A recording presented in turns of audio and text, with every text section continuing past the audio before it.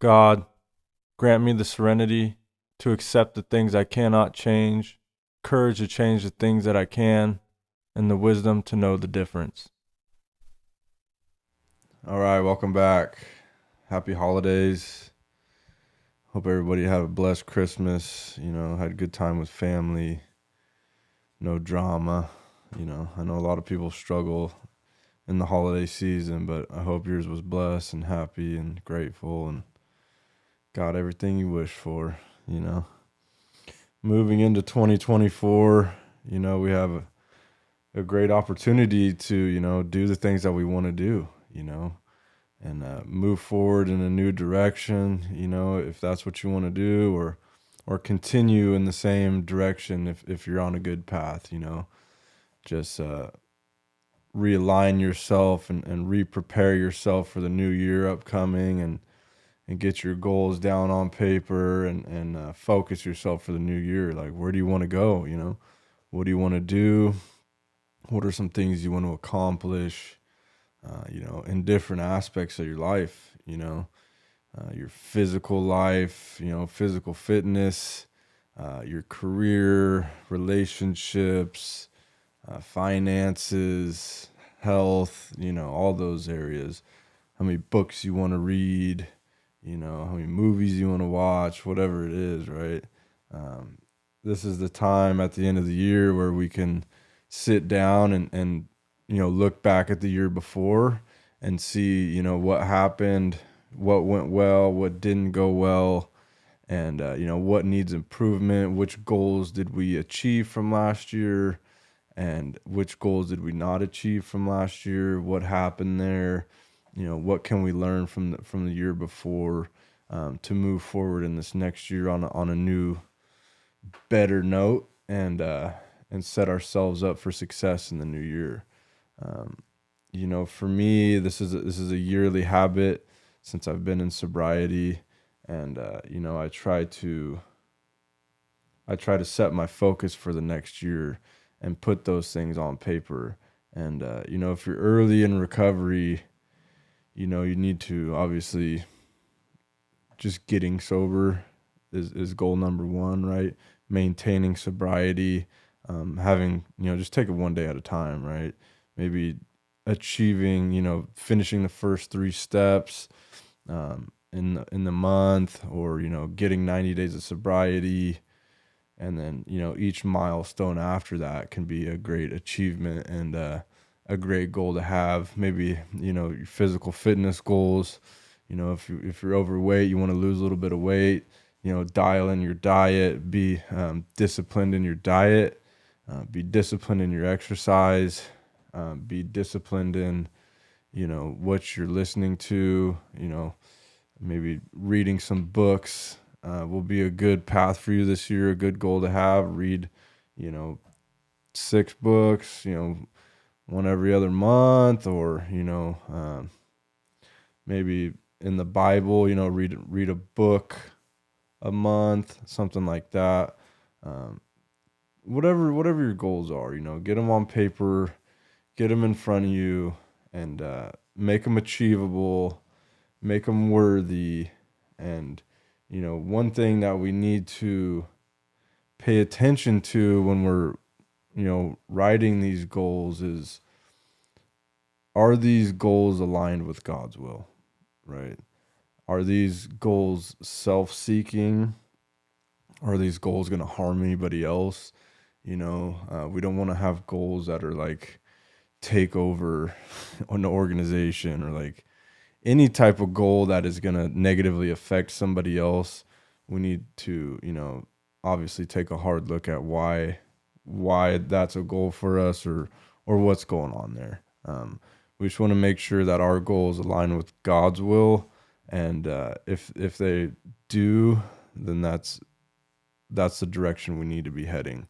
For me in this next year, I want to continue to progress in my faith, continue to do some things that I'm already doing, like reading the Bible every day, growing in my recovery, taking on new sponsees. I want to progress in this podcast and get, more guests on and, dive deeper into some of these recovery programs and, start setting up an online recovery program that I'm going to offer in the future and, start setting the foundation for that. For me, one of my biggest goals in the next year is to just really sharpen my edge and work on, being more disciplined with my time, especially my wake up time specifically. I love to sleep. So the morning is hard for me to have a disciplined wake up time. Like if I know I don't have to be to work until 8, and I don't have to travel, I need at least an hour so I can get up, have coffee, read the Bible, at least, some of those things are non-negotiable, like wake up, pray, read the Bible, and, drink some coffee and get going, get dressed and do my thing. But if I know I don't have to travel, like sometimes I'll sleep up to the last moment until I need to get up to do those things. Whereas, I'm busy all day long. I work, full time, and then with the family and sponsees and the service commitments, this podcast, I'm trying to start another business this year as well. And so, I got a lot of things going on. Baby, I might have another one this next year. So I need to be more disciplined with my time in the morning. I know that is a gap in my time where I can focus to get more things accomplished. I typically work out late in the evening, but I know that sometimes, and I do work out in the morning sometimes when I know I'm going to be busy in the evening, because again, we have like these non-negotiable things in our days, right? Like these daily habits that have to be done. We prioritize our time around certain things, and one of those for me is exercise. So if I know I'm going to be busy in the evening, I'll exercise in the morning. But I know that in the morning, there's time there where I can get my butt up at the same time every day and be disciplined that way in order to maximize my day. There's things I can get up and do in the morning that will be more beneficial for me for the rest of the day. Getting things done for the podcast, studying, so working towards some other goals that I have. I'd like to finish the drug and alcohol counseling license that I started the year before. I have to do in-house training, so I'll have to go to a rehab and like get a certain amount of hours and then take the test. So I'm gonna try to find the time to do that. That was the biggest issue for me. It was like I'd have to take a day or two off a week for 6 months to a year in order to get the time requirements done for that. So I'm going to try and figure out how to do that this year. I think it'll be an important milestone and step for me towards, the direction that I want to go, and ultimately being a drug and alcohol counselor and having my own practice, and, eventually having rehabs and my own recovery facilities. I think this is a practical first step towards that. I also just want to gain the knowledge and experience to be more helpful to you guys and to my peers and my community as well. I have some physical goals. Last year we did the endurance swim. I swam across Lake Tahoe. This year I'm going to start. I'm going to continue hunting, backpacking, and one of my goals is to walk the Pacific Crest Trail. Obviously that's like up to a 6-month adventure there. So I'm going to try and break it down into 300-mile increments. I haven't planned it yet, but that's one of the goals on the list, is to dial that idea in and whittle it down and see how I can practically make that happen with everything else we have going on. I'm going to try and squat 400 pounds this year. Gains for Jesus, trying to bulk up always, what I'm saying? And, just trying to, again, align my will with God's will and make sure that everything that I'm doing is to glorify Him and to bring some type of meaning to myself and to bring something to the table for my family and my community. We're trying to save money to buy a house, to start a sober living environment. We're in a pretty good place as far as housing for ourselves, so I think that would be a great step, and build this program with Faith Fueled Recovery, and just try to be more obedient to God in my life, and see where that takes me. I don't know, I don't always know where I'm headed, but I know that I'm following God, and it's very important for us as addicts and as people to have direction. So that's why it's very important to have goals and like an idea of the things that you want to do in the next year and the things that you want to accomplish. So if you don't have a direction, like, you're just going to wander anywhere. It's like a boat out in the ocean. Like, if you don't have direction, you're just going to sail and wander wherever the wind blows you, and that happens in life too. We just walk around with no direction, and we're at the mercy of our environment, and at the mercy of our own thinking, right? And in addiction, like, we're our own worst enemy, especially if you're still sick. Like, you're trapped in your own thinking. You try to think out of a situation with your own messed up thinking. It's like trying to jump a dead battery with a dead battery. Like that, you're not going to think your way out of that type of situation. You're not going to be able to heal yourself. Like, you need to connect to something that has power.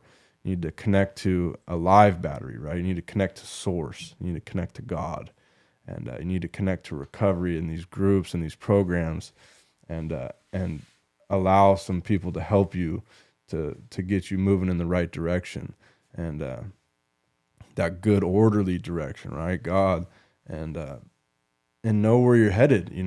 Have a direction, have a plan to get there, and then have the discipline and the daily habits to achieve those goals. And it's not all about goals. It's about having goals, and it's about having direction, and it's about being in pursuit of a worthy ideal. Achieving a goal is a fleeting reward.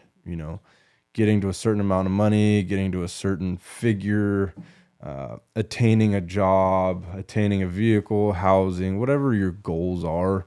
Like, getting the goal, yes, feels good. Like, you're proud of yourself. You might get accolades or pat on the back from somebody else, but really it's about the pursuit. We're wired chemically to be rewarded for pursuit. From our ancestors chasing, safety and security and food and shelter and all those things, where we get dopamine off the pursuit. So having goals, having direction, and being in pursuit of a worthy ideal is rewarding in itself. And it's all about that pursuit. It's all about the sharpening of your edge and staying sharp and staying, on the path, and, walking that narrow path, walking that red road, being focused on God and being focused on positivity, and bringing something to the table, like being of service, being a worthy member of your tribe, a worthy member of your family, a worthy member of society, and like make an impact. Don't just look out for yourself, look out for other people as well, and bring something to the table that maybe you hadn't done in the past, and work towards those worthy ideals in your life. But you got to make sure that that you're connected to source in these ideals. You need to make sure that you're putting God first in all of your goals. If you're not putting God first, you're destined to fail. If your goals are self-seeking and selfish in nature, they're destined to fail. And if you are connected to God and are living in His will and walking in His direction, and having faith and being obedient and staying in prayer and staying in the word and staying in fellowship, going to church, like being a member of the community and living righteously, you will bear fruit and people will know you by the fruit that you bear. And, it talks about here, we're going to get into John chapter 15, Jesus, the true vine. If you're connected to the vine, you're connected to the source, then the fruit that you can bear is infinite. Like just ask and it'll be given to you, whereas if you're disconnected from the vine and, you think, oh, I got to this place and now I don't need to pray anymore. I prayed myself into this place. I no longer have to be like it's on me. I got me here, self-made, all that stuff. Like it's garbage, bro. Like you're bound to wither and be thrown in the fire. That's what it talks about in this. Like those who are not bearing fruit are cast out and gathered up like dead branches and thrown into the fire. Whereas those who are connected to source, connected to the vine, that put God first in their lives, put Jesus Christ first in their goals and in their direction, are bound to bear fruit and bear as much as you can possibly imagine and more. So let's just get into that. John chapter 15, Jesus speaking here. I am the true grapevine, and my Father is the gardener. He cuts off every branch of mine that does not produce fruit, and he prunes the branches that do bear fruit, so they will produce even more. You have already been pruned and purified by the message I have given you. Remain in me, and I will remain in you. For a branch cannot produce fruit if it is severed from the vine, and you cannot be fruitful unless you remain in me. Yes, I am the vine. You are the branches. Those who remain in me and I in them will produce much fruit, for apart from me you can do nothing. Anyone who does not remain in me is thrown away like a useless branch and withers. Such branches are gathered into a pile and burned. But if you remain in me and my words remain in you, you may ask for anything you want and it will be granted. When you produce much fruit, you are my true disciples. This brings great glory to my Father. That's heavy stuff, For apart from me, you can do nothing. And I've found that to be true, in my own life and in my addiction. Like when I was disconnected from God, I couldn't do anything. Like things didn't work out for me. When my selfish will, when Blaine's will was in control, I just ran riot, I was seeking for lust of the flesh and just pleasure seeking and, so selfish in my habits and so selfish in my desires. I didn't care how I was affecting anybody else or, how I was affecting myself, the people that loved me and cared about me, or definitely society as a whole, wasn't in prayer, wasn't connected with a higher power, and it showed, things didn't work out for me. I couldn't hold anything of value together. I struggled mentally, physically, spiritually. I was disconnected, and once I reconnected to source, once I sought God in my life, once I asked Jesus Christ to come into my life and be my Lord and Savior and have followed that path, man, my heart has opened, my mind has opened, my spirit has opened, things have been pulled into alignment, and my life is easy today. Like I walk in complete faith that God has the right direction for me and my family, and I try to be obedient to his will in my life to the best of my ability. And when I still get in my will, I try to correct it because I'm human. I make mistakes. I still sin, but I try to be aware of the things that I'm doing today and try to be aware enough to change direction, to repent, ask for forgiveness and change. Actions speak louder than words. And ever since I've done that, my life has just been incredibly blessed, and it's all from being connected to God, from putting God first in my life, and everything else comes second.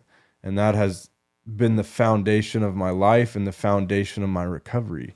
And so in this new year, and when we're setting up our goals for the new year, we need to make sure that recovery comes first in our life. So, and God comes first in our recovery, right? So we got God at the top, and then, everything trickles down from there. It's like recovery is the foundation of everything else. Because if I can't stay sober, I can't have anything else. You can't get too far ahead of yourself where like you get sober and then, things get better, you attain these goals that you set, and then you disconnect from the thing that got you there, right? You disconnect from recovery, you disconnect from God, and you're just out there on your own, and you're going to wither like the branch, right? And so we need to put sobriety first in our lives, in our habits, in our daily structure, and we need to put God first in our recovery.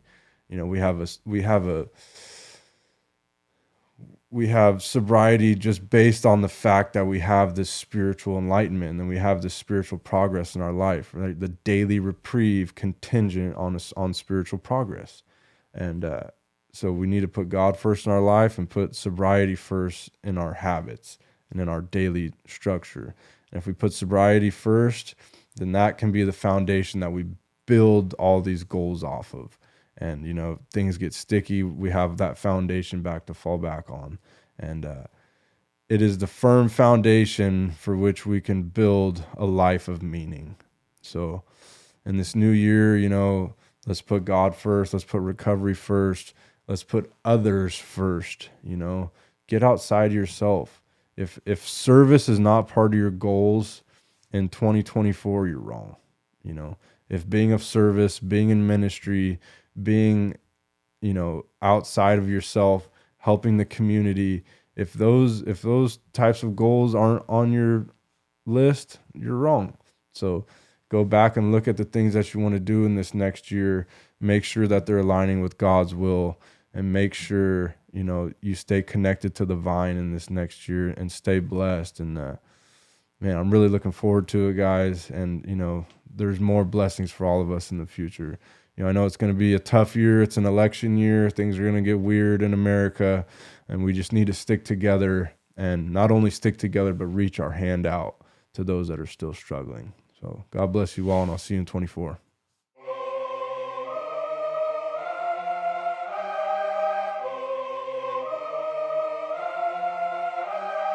Victorious we became, but never forgot where we came from.